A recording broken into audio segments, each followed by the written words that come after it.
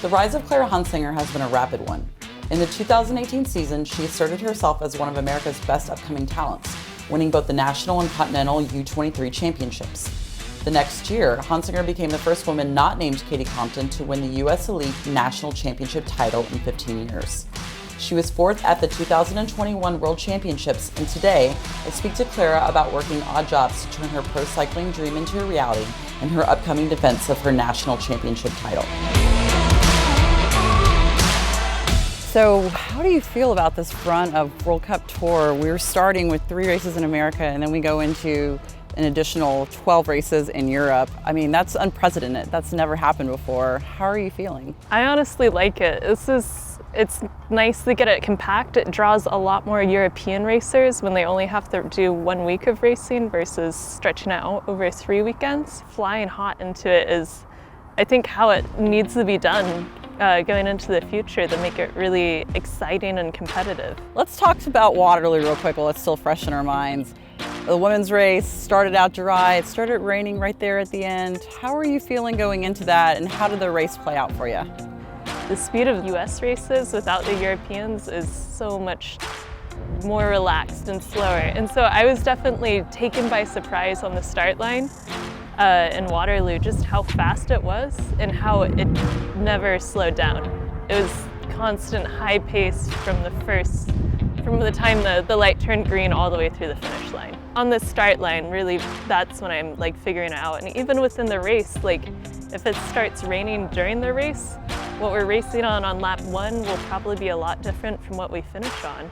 And so just being adaptable to every condition. So really trusting your mechanics, trusting that your gear is properly at the right PSI, that you're just dialed in with every detail for those rainy conditions. You know, within the race, like if it's what we plan like ahead of time, still in the middle of the race being ready to change it, saying like, hey, this was too high, or I need a different tire, and making those calls mid-race even.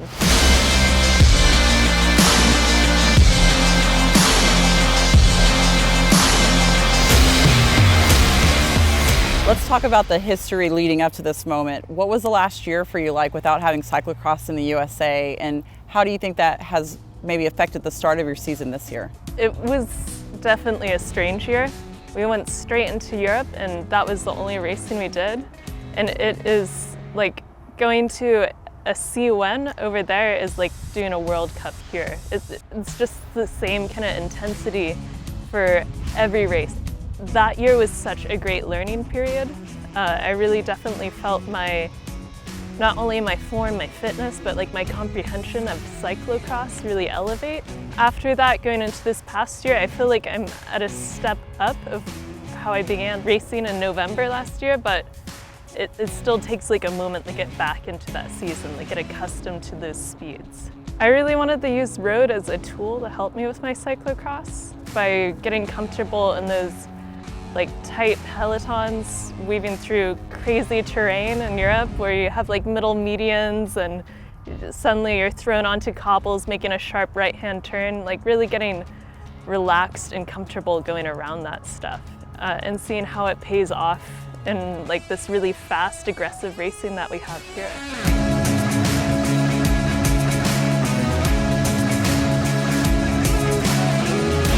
Here we are sitting with you, you're wearing the Stars and Stripes, all eyes are on you. Even the Europeans are like, that's the one that we have to go get.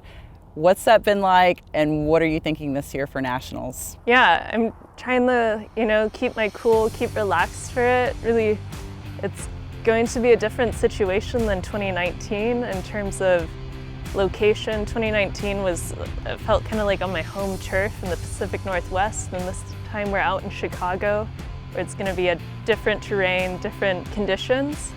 But also, we went through a pandemic. Things have really changed. Our competition has changed. People have come into the sport, people have come out of the sport. We've seen U23 riders graduate to the elite field. So while I might feel like I'm doing pretty well in the American standings right now, it's really just about keeping myself on my toes going into Nationals. How do you feel you've changed, both as like a person and a racer? What has the last year taught you about yourself? I've definitely embraced cycling as my job, my vocation. It's what I do. It's a lot of myself, whereas prior I was a student, I was working part-time, trying to fund my cycling and, thinking about, okay, what do I do when I can no longer sustain cycling? What's my next step? But right now I've been given the gift of being able to do full cycling. And so it's everything for me right now. We're seeing you in the Stars and Stripes. We're going into nationals here in Chicago, a brand new course. Obviously, we're going to be right back here for Worlds. What are those goals looking like? What are the aspirations? What are you feeling in your heart? I mean, you definitely look at the season at kind of these really peak pinnacle races, like winning a national championship, getting a medal at Worlds. But honestly, it's also about taking a step back, looking at every weekend of racing, every race that we do, and how we can kind of keep that upward trajectory of form and those results stable. It's about that.